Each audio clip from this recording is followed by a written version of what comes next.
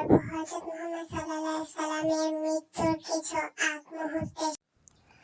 নবীজির মৃত্যুর সময় জিবরাইল আলাইহিস সালাম আসলেন, এসে নবীজিকে সালাম দিলেন আর বললেন, হে আল্লাহর রাসূল, আল্লাহ আপনাকে সালাম দিয়েছেন আর জানতে চেয়েছেন আপনি কেমন আছেন। আল্লাহ সব জানেন, তারপরও আপনি কেমন আছেন সেটা আপনার মুখ থেকে জানতে চেয়েছেন।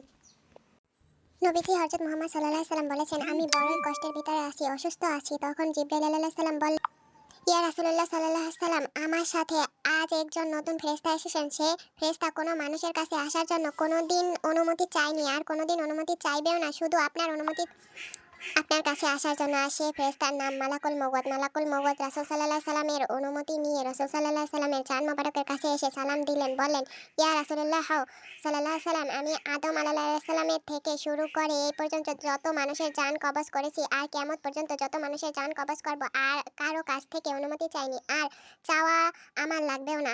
কিন্তু আজকে আসার সময় আল্লাহ বলেছেন আমি যেন আপনার কাছ থেকে অনুমতি চাই। নবীজি বললেন, মালাকুল মওত, আমি যদি আপনাকে অনুমতি না দেই? মালাকুল মওত বললেন, ইয়া রাসূল আল্লাহ বলেছেন, যদি অনুমতি না পাও ফিরে এসো।